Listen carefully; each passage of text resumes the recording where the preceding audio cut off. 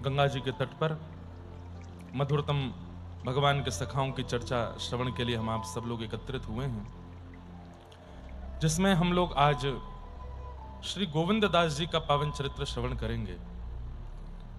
गोविंद दास जिनके प्रति ठाकुर जी का अटूट सख्य संबंध प्रेम भाव रहा। अच्छा, एक बात बंधुओं आपको हम स्पष्ट करें कि श्री गोवर्धन नाथ जी, श्रीनाथ जी इन सब सखाओं के साथ इतने सख्य भाव से क्यों रहते हैं? ये सब सखाओं जैसी लीला ठाकुर जी कलिकाल में क्यों कर रहे हैं? क्योंकि ब्रजमंडल में जब ठाकुर जी प्रकट हुए तो 11 वर्ष ही ठाकुर जी को सख्य लीला करने का अवसर मिला, बस।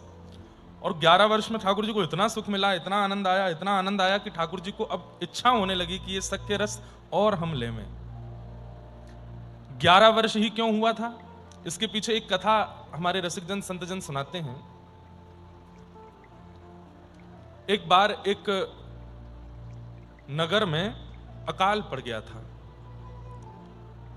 और उस नगर में एक ब्राह्मण रहते थे जिनके यहां पर सब संतजनों का आगमन होता था। यात्री संतजन जो होते थे उसी ब्राह्मण के यहां जाते थे और जाकर के वहीं प्रसाद ग्रहण करते थे। लेकिन अब उस नगर में अकाल पड़ा, ये बात संतों को नहीं पता थी। संतजन अब भी वही प्रेम भाव मान करके उस ब्राह्मण के यहां जाते थे। तो अब वो ब्राह्मण ये सोचता था कि अब मैं कैसे इनके लिए व्यवस्था करके लाऊं।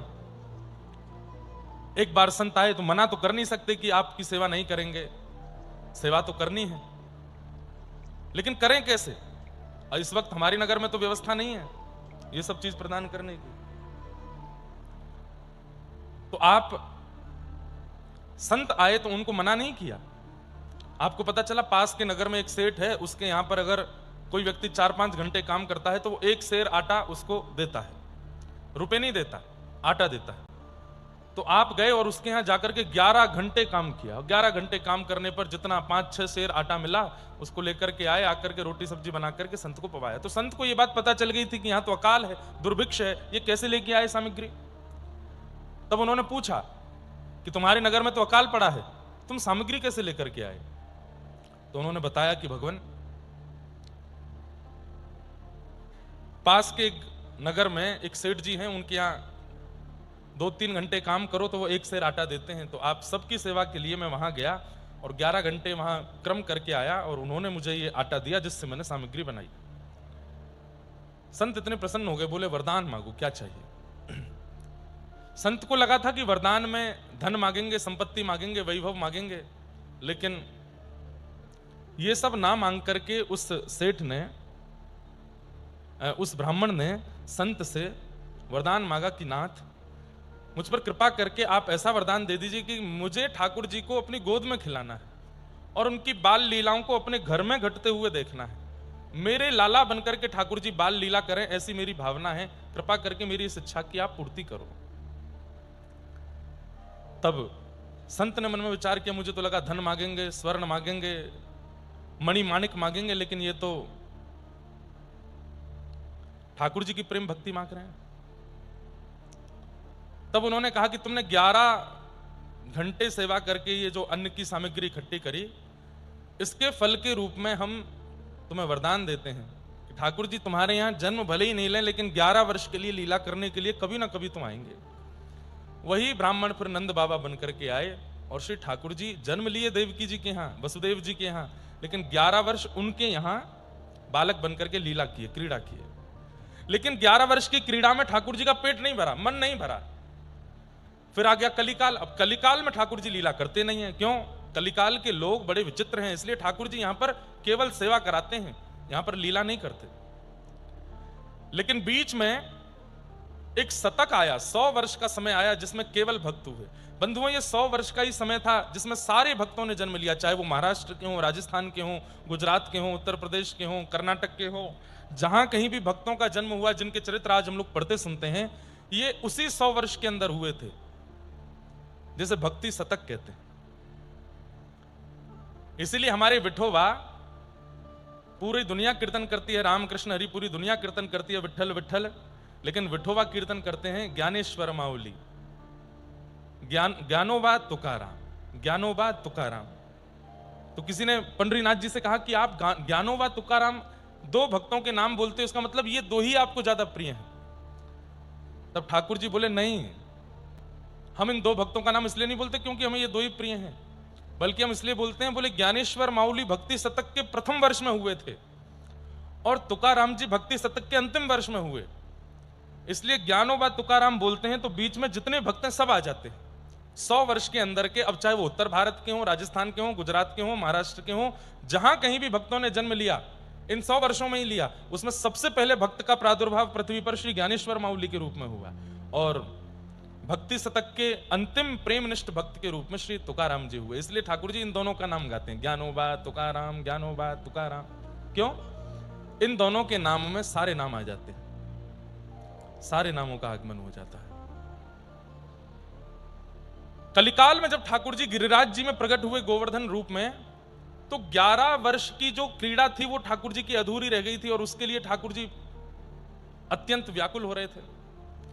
तब भगवान ने अपने उन्हीं अष्ट सखाओं को, पूर्व में जो कृष्ण जन्म में थे, उन्हीं को पुनः प्रकट करवाया और वही सूरदास, कुंभनदास, कृष्णदास, नंददास, गोविंददास, परमानंद दास, इन सब के रूप में प्रकट हुए, जिनमें से आज हम गोविंददास जी का चरित्र सुनेंगे। इतना अद्भुत चरित्र है श्री गोविंददास जी का। गोविंददास जी के एक पद को गा करके हम लोग आज की कथा में प्रवेश करेंगे। गोविंददास जी क्या गा रहे हैं? एक से एक अद्भुत पद हैं आपके, लेकिन कुछ पद अति विशेष हैं। एक मैंने कल ही गाया था गोविंददास जी का, प्रियतम प्रीत ही सो पई हैं, लेकिन आज एक बड़ा प्रसिद्ध पद है गोविंददास जी का, उसी से गोविंददास जी का स्मरण करके हम लोग कथा में प्रवेश करेंगे।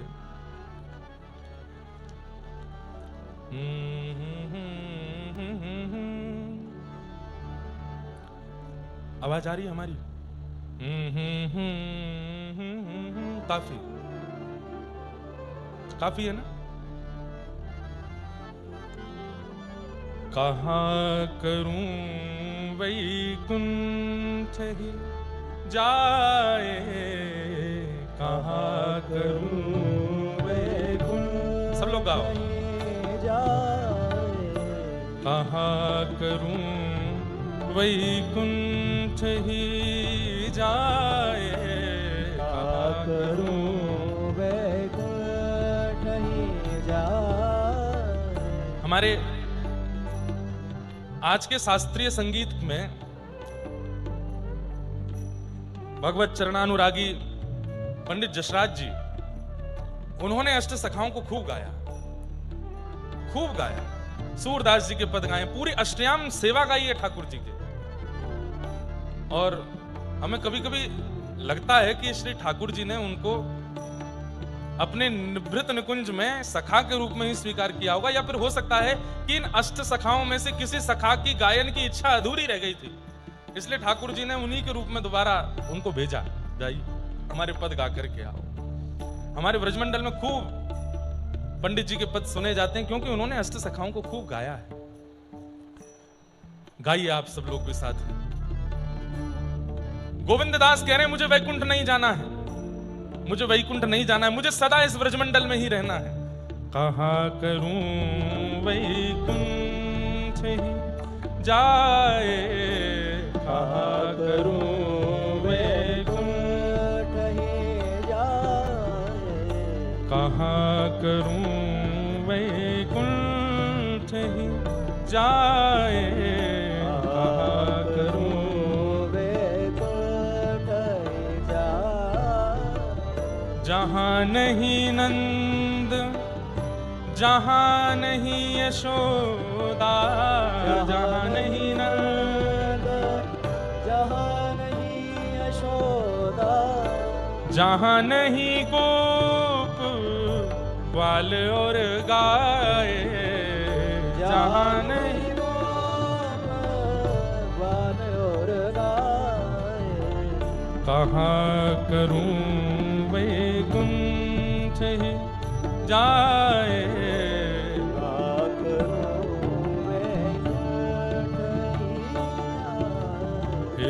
कहाँ करूं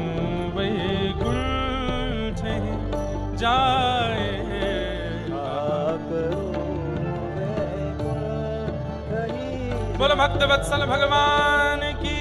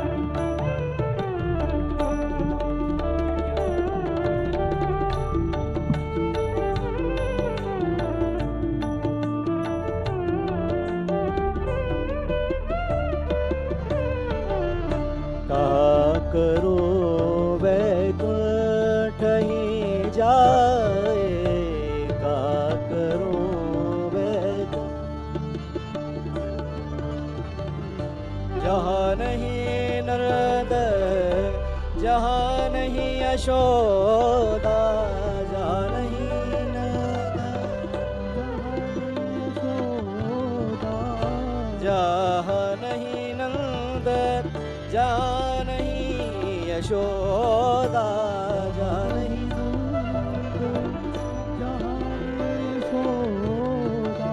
जहाँ नहीं गोप ग्वाल और गाय, जहाँ नहीं गोपी ग्वाल और गाय, कहा करूँ वैकुंठ ही जाए,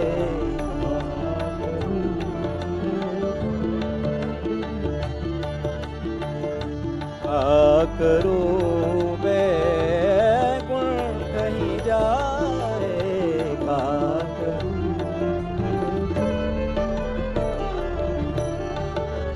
जा नहीं जल यमुना को निर्मल, जा नहीं जल यमुना को निर्मल, ओ यमुना को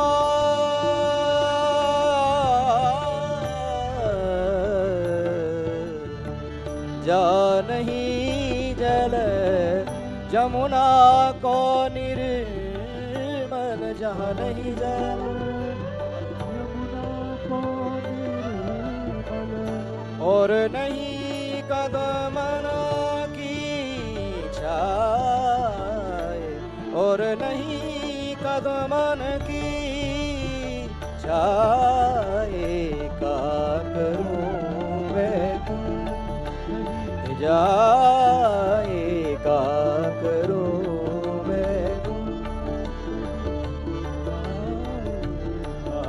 करूँ वैकुंठ ही जाए, कहा करूँ वैकुंठ ही जाए।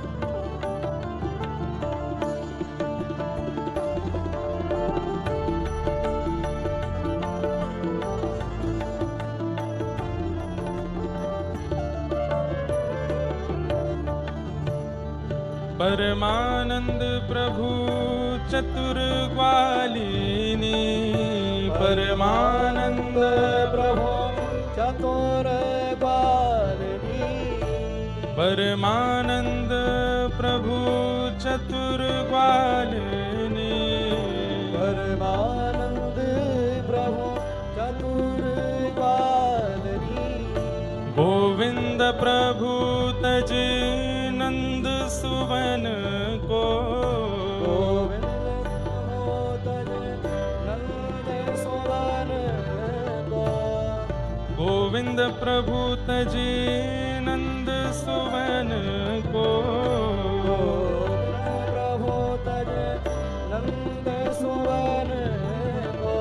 ब्रज तज वहाँ बसती बलाए, ब्रज तज वहाँ मोरी बस जाए बनाए। हे ब्रज तज मोरी जाए बलाए, ब्रज तज मोरी जाए बनाए। कहाँ करूं वैकुंठ ही जाए, कहाँ करूं वैकुंठ ही जाए। कहाँ करूं वैकुंठ ही जाए, कहाँ करूं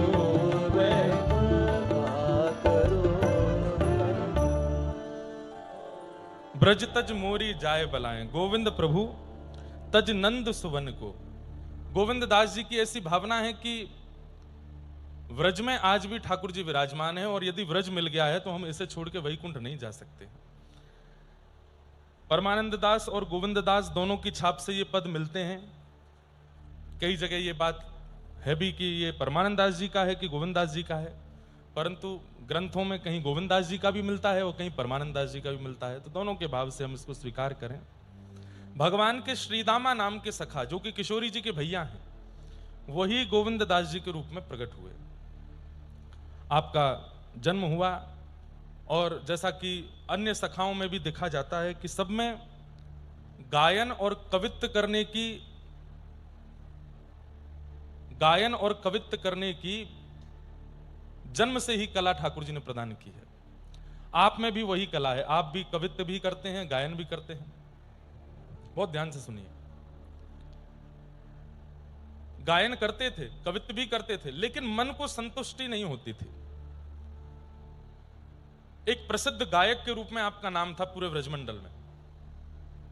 दूर दूर से लोग इनका गायन सुनने के लिए, पद सुनने के लिए आते थे, और पद सुनने के बाद जब जाते तो उसको गुनगुनाते रहते थे। ऐसा आपका गायन रहता था कि लोगों के चित्त में ऐसे बैठ जाता था कि उनकी वाणी से वो पद रुकते ही नहीं थे, वे गाते ही रहते थे। एक बार किसी ने आपका पद जाकर के गोवर्धन में गोसाई श्री विठलनाथ जी को सुनाया। गोसाई श्री विठलनाथ जी ने जैसे ही आपका पद सुना, सुन करके इतने प्रसन्न हुए, बोले किसने लिखा है? तब किसी ने बताया, बोले गोविंद स्वामी करके हैं, उनका ये पद है। गोसाई जी बड़े प्रसन्न हुए। आप एक दिन बैठे थे और कोई पद गा रहे थे, और सामने एक रसिक बैठ करके सुन रहा था। आपके पद गाते गाते उस रसिक की स्थिति ये हो गई कि वो झूमने लगा, उसके नेत्रों से अश्रुपात होने लगा, भाव विह्वल होकर के रुदन करने लगा। तो गोविंद दास जी के मन में, ये पहले इनका नाम गोविंद स्वामी था, मैंने कहा ना दास तो ठाकुर जी के चरणों में आने के बाद होते हैं। तो गोविंद स्वामी जी के मन में आया, पद मेरा, शब्द मेरे, स्वर मेरा, गा मैं रहा हूं, और जो स्थिति मेरी होनी चाहिए थी वो मेरी तो हुई नहीं, इसकी हो रही है। ये कैसे संभव हो सकता है? तो गोविंद स्वामी जी ने जब उसके पद विश्राम हुआ तो उससे पूछा, बोले भैया तुम्हारी ये हालत देख करके, तुम्हारा ये भाव देख करके मेरे मन में थोड़ी सी ना जलन हो रही है कि जो स्थिति मेरी होनी चाहिए गायन करने के बाद, वो मेरी तो हुई नहीं, तुम्हारी कैसे हो रही है? ठाकुर जी का सुंदर भाव मैं गा रहा हूं, लेकिन व्याकुलता तुम्हारे मुख पर दिखाई दे रही है, ऐसा क्यों हो रहा है? तब उसने कहा, आप कितना सुंदर गा रहे थे, कितने अच्छे शब्दों का प्रयोग कर रहे थे। गोविंद दास जी बोले, वो तो पता मुझे भी है, लेकिन वैसी भावुकता मुझे क्यों नहीं हो रही जैसी तुमको हुई? तब उसने कहा कि मेरे सदगुरु की कृपा है, ये मेरे गुरुदेव की कृपा है। आपके शब्द मेरे कानों में पड़ते हैं, मुझे दृश्य दिखने लगता है, श्याम सुंदर दिखने लगते हैं, सामने बैठे कुछ गा रहे हैं, कुछ कह रहे हैं, ऐसा अनुभव होने लगता है। गोविंद दास जी बोले, ये अनुभव अगर मुझे करना हो तो? बोले अगर आपको ये अनुभव करना है तो आपको गुरुदेव की शरण लेनी चाहिए। बोले आपके गुरु कौन है? बोले मेरे गुरु गोसाई श्री विठलनाथ जी, वल्लभाचार्य महाप्रभु के शिष्य। गोसाई श्री विठलनाथ जी मेरे गुरु हैं। गोविंद दास जी की इच्छा हुई कि मैं उनकी शरण में चलूं, और आप गोसाई श्री विठलनाथ जी की शरण में आए, सन्मुख आकर के बैठे। गोसाई श्री विठलनाथ जी ने इनको जैसे ही देखा देखते ही बोलने लगे, बिल्कुल ऐसे जैसे कितने जन्मों से एक दूसरे को जानते हो। अरे गोविंद, कैसे हो भैया तू? गोविंददास जी बोले, मैं तो पहली बार आपसे मिला हूं, आपको मेरा नाम कैसे पता? बोले, तेरो नाम बस हमको पता है, कई लोगों ने आके हमको बताई कि ब्रजमंडल में एक बहुत सुंदर कविता करवे वारो एक गायक है, नाम है वाको गोविंद दास। तो बोले, ये कैसे पता चला कि मैं ही वो गायक हूं, मैं ही वो कवि हूं? बोले, तू आयो, आकर के मेरे सामने बैठो, तो बस तू को देख करके मुझको अनुभव है गयो। गोविंददास जी ने कहा, बस मेरी एक ही इच्छा है कि आप कृपा करके अब मुझे शरणागति प्रदान करो। गोसाई श्री विठलनाथ जी ने आपको शरणागति प्रदान की और शरणागति प्रदान करते ही आपका नाम रखा गोविंद दास। आहा, ठाकुर जी के मधुर दर्शन कराए, नवनीत प्रिया लाल जी का सुंदर दर्शन करके गोविंद दास जी झूम उठे, आनंदित हो गए।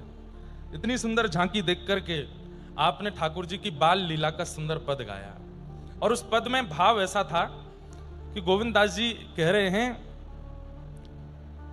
कि अभी नेक्से से हैं तो इतने हमारे चित्तवृत्ति पर असर कर रहे हैं, ये बड़े हो जाएंगे तो थोड़े सुगड़ हो जाएंगे तो और कितने सुंदर लगेंगे गोसाई जी। ये अभी छोटे से ऐसी लीला कर रहे हैं, इन्हें एक बड़े हो जाएंगे तो इनकी लीला कैसी होयो करेगी। गोसाई श्री विठलनाथ जी बड़े प्रसन्न हुए कि अब गोविंद दास को नित्य लीला का दर्शन होने लगा। एक बार की बात है, गोविंद दास जी गोकुल में यशोदा घाट है यमुना जी का, वहां बैठ करके कुछ गा रहे थे और जैसे ही गा रहे थे उसी समय क्या देखते हैं कि सांवरा सलोना बदन है और सांवरे सुंदर छोटे से लाला और चलते हुए आए और गोविंद दास के सामने आकर के बैठ गए। प्रत्यक्ष दर्शन हुआ। गोविंद दास जी तो देख करके आनंदित हो गए, चरणों में प्रणाम करने लगे, प्रणिपात करने लगे, बलैया लेने लगे। जय जय, आप श्री नवनीत प्रिया लाल ही हैं ना? बोले हाँ। सुबह सुबह का समय था, सूर्य उदय धीरे धीरे हो रहे थे और गोविंद दास जी बैठ करके वहां आलाप ले रहे थे। ठाकुर जी आ गए। गोविंद दास बोले, जय जय, कैसे आगमन भयो आपको? तो ठाकुर जी क्या बोलते हैं, मैं गानों सीखना चाहूं और आपको गायन सुन के मेरे मन में इच्छा है रही है कि मैं आपसे अब गानों सीखूं, मुझको गानों सिखाए दो। गोविंद दास बोले, जय जय, आपको कहाँ आवश्यकता है, आप तो सब गुणों की खान हैं, आपके मुख से स्वर निकले ये तो बहुत दूर की बात, जब आप चलते हैं तो आपकी नूपुर ध्वनि, आपके अंग के जितने भी आभूषण आदि हैं, इन सबसे ही वेद ध्वनि प्रकट होने लग जाती है, आपकी श्वास श्वास से वेद ध्वनि प्रकट होती है, आपको राग सीखने की क्या आवश्यकता है? अरे ना, वो वारे राग ना गाने मोकू तो वो वारे गाने। बोले कौन से? बोले जब मैं रास करवे जाऊं ना तो वहां पे सबरी सखी ऐसो अलाप ले करके गामे, प्रिया जी ऐसी सुंदर अलाप तारी करके गामे, मोकू मन में बड़ी गिलानी होवे, मैं क्यों ना गा पा रहा हूं इनके जैसो।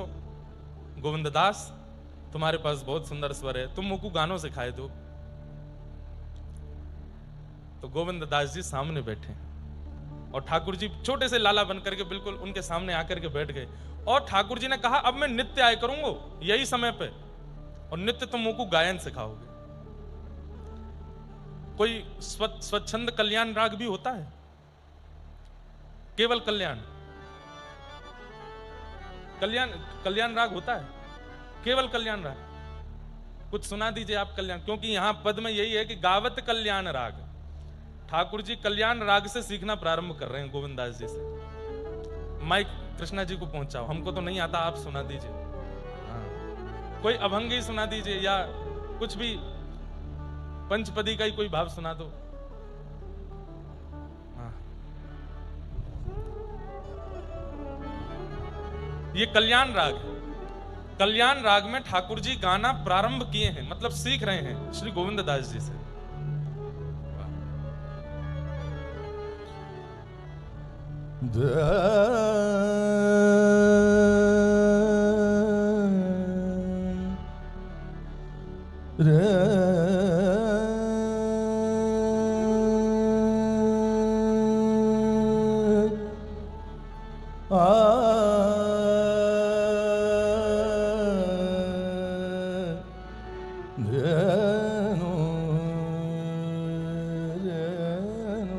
Yeah. काम करते हैं, आप बन जाओ गोविंद दास और आप हमको सिखा दो, है ना। आप वहां से आलाप थोड़े बहुत लीजिए, हम यहाँ से गाते हैं। हम तो ठाकुर जी नहीं बनेंगे, बट ठाकुर जी कैसे गा रहे होंगे थोड़ा उसका अनुभव करते हैं। आप कछु गाओ, इतना ही गाइयो जो हमसे गा सके। हाँ इतना कठिन मत गा देना जो हम गा नहीं पाए। हाँ गाइए।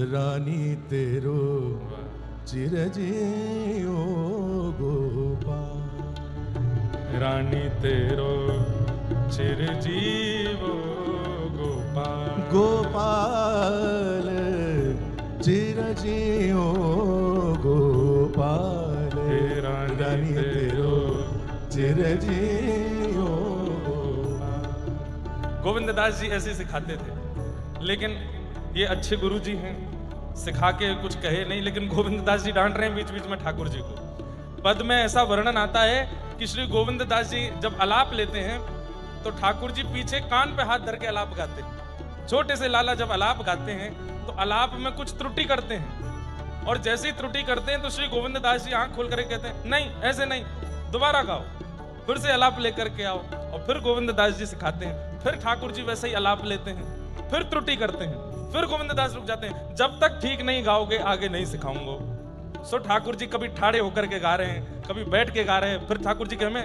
गोविंद दास बोले हाँ मैं जमुना में जाके गाऊंगा, वहां मेरा स्वर निकल आवेगो। तो जमुना जी में खड़े होकर के गाते हैं, तब भी स्वर नहीं निकलता। गोविंद दास जी कहते हैं सुनो, आप तो रास में नृत्य किया करो, गायन आपके लिए नहीं है। अच्छा एक अंतिम बार सिखाओ, अब की बार गाऊंगा, और मैं कल गाऊंगा, आज नहीं गाऊंगा। अगले दिन सुबह सुबह 4 बजे ठाकुर जी आ गए। गोविंद दास जी ने फिर कल्याण राग के स्वर छेड़े, बुलगाओ। अब जैसे ही गान लगे सो गोविंद दास जी के नेत्र बंद हो गए, और जैसे ही स्वर कान में पड़ा तो श्री गोविंद दास जी बोले जय जय, ये एक रात में सो का खा के आयो जो आपको स्वर इतना मीठो है क्यों? आप मीठो तो कल भी गा रहे, मीठो तो आपके स्वर में मिठास तो कल भी थी, लेकिन आज तो बड़ी अद्भुत मिठास है। ये मिठास कहां से आई है आप में?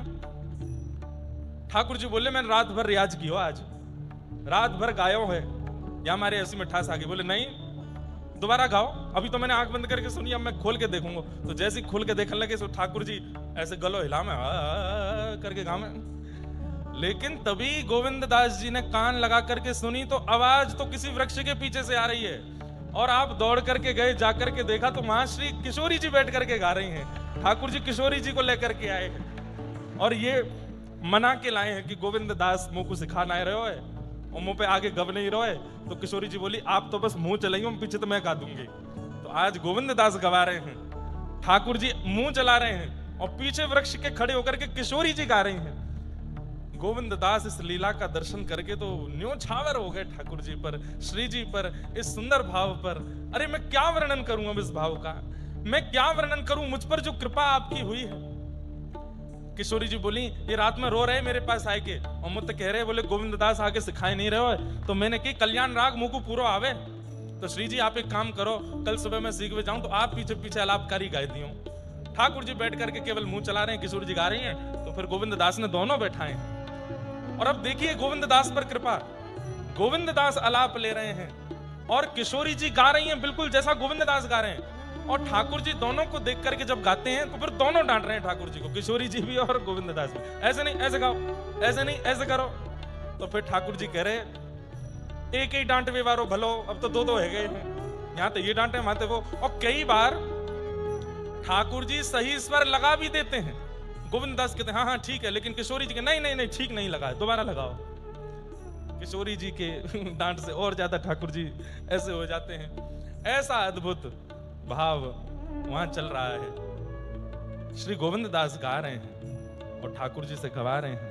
आहा, हे रानी तेरो चिरजीवो गोपाल, रानी तेरो चिरजीवो गोपाल, हे रानी तेरो चिरजीवो गोपाल, रानी तेरो चिरजीवो गोपाल, हे रानी तेरो चिरजीवो गोपाल, रानी तेरो चिरजीवो गोपाल, रानी तेरो चिरजीवो गोपाल, रानी तेरो चिरजीवो गोपाल।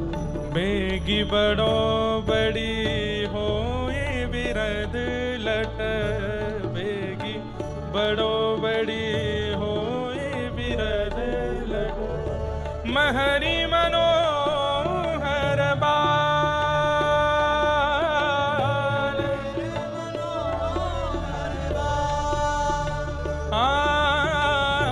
महरी मनोहर बाल,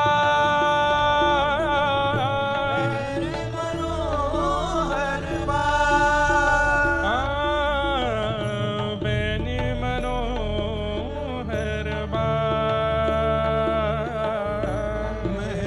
मनोहर बाल, हे रानी तेरो चिरजीवो गोपाल, रानी तेरो चिरजीवो गोपाल, रानी तेरो चिरजीवो गोपाल, रानी तेरो चिरजीवो गोपाल। सूरदास जी का पद है।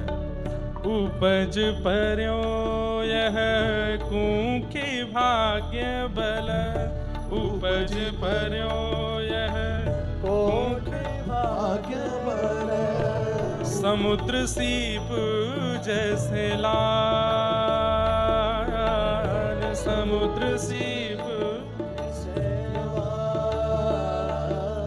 हे सब गोकुल के प्राण जीवन धन, गोकुल के प्राण जीवन धन, हे सब गोकुल के प्राण जीवन धन, सब गोकुल के प्राण जीवन धन, ओ बैरिन के उरसान, बैरिन के ओ रानी तेरो चिरजीवो गोपाल, रानी तेरो चिरजीवो गोपाल, हे रानी तेरो चिरजीवो गोपाल, रानी तेरो चिरजीवो गोपाल। हे सूर की तो जिय सुख पावत है, सूर की तो जिय सुख पावत है, सूर की तो जिय सुख पावत है, सूर की तो जिय सुख पावत है, निरखत श्याम तमाम, निरखत श्याम तमाम, हे रजिया रज लाग्यो मेरी अखियन, रजिया रज लाग्यो मेरी अखियन, रोग दोष जंजाल, रोग दोष जंजाल। देखो कैसी लीला ठाकुर जी की। गोविंद दास जी से हमने सीखना शुरू किया, अब हम ही सिखाने लगे। इन्होंने प्रारंभ कराया, अब हम पूरा ही गा दिए। बीच बीच में आप ताने तराने कुछ तो गाओ, थोड़ी तो फीलिंग आवे कि गोविंद दास सिखा रहे हैं ठाकुर जी को।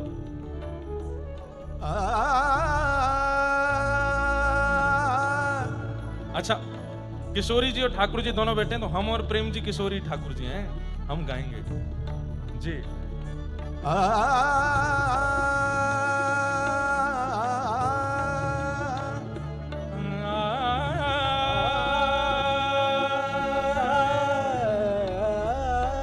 मैंने ठीक गाया और किशोरी जी ज्यादा गा रही हैं कछु।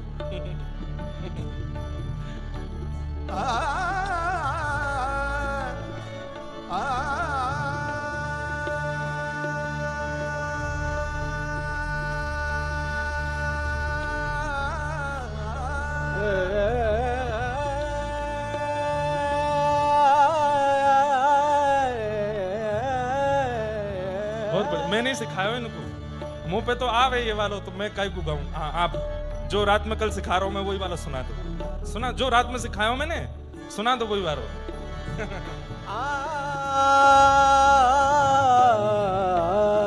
बोले लाडली लाल की जय, श्री गोवर्धन नाथ की जय, श्री गोविंद दास की जय। जय हो।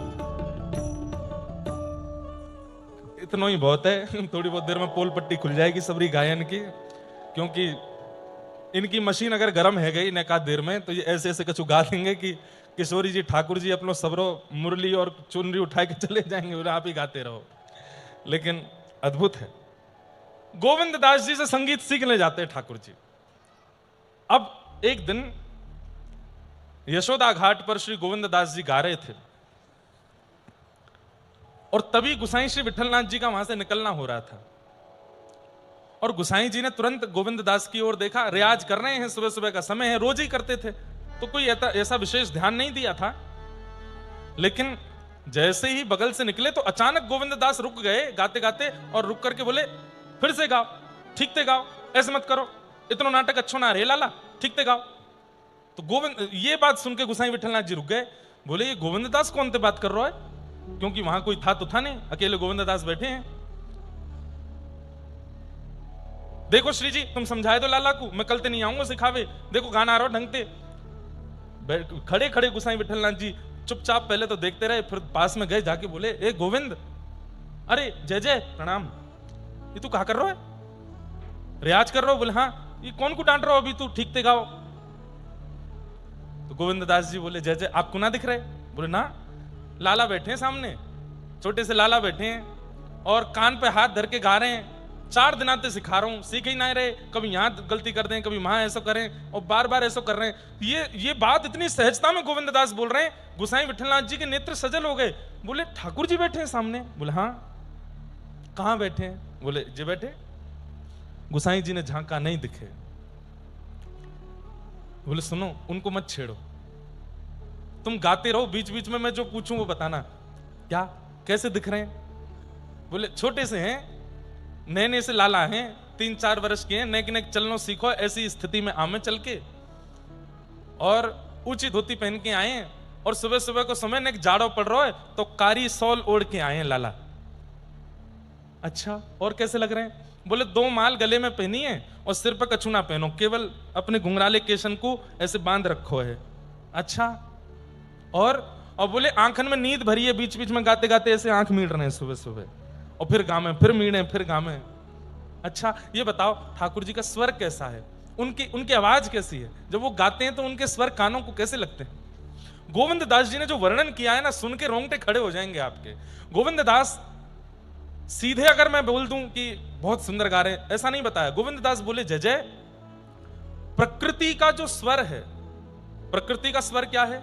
बोले जब हवा चलती है तो हवा की जो ध्वनि कान में आती है, जब नदी बहती है तो कलकल करते नदी का जो स्वर प्रकट होता है, कभी समुद्र के तट पर जाते हैं तो समुद्र की लहरों का जो स्वर होता है, जब वन में प्रवेश करते हैं तो घनघोर वन का जो अपना स्वर होता है, मिट्टी का स्वर होता है। मतलब प्रकृति का जो स्वर है वो स्वर अद्भुत होता है, और वो कानों को, हृदय को, बुद्धि को अत्यंत आनंद सुख देने वाला होता है। कहीं झरझर करती नदी बहती हो, जिसका कलकल स्वर आता हो, आप उसके पास बैठ जाइए, आपको मानसिक रोग यदि होगा तो वो ठीक हो जाएगा केवल नदी का स्वर सुनने से।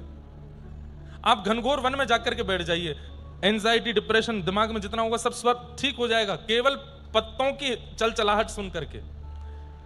गोविंद दास कह रहे हैं, बोले जिस प्रकार प्रकृति का स्वर हमारे अंतस्थ का मार्जन करता है और अंतस्थ को सुख देता है, ऐसी प्रकृति के स्वर से मिलती जुलती आवाज है ठाकुर जी की।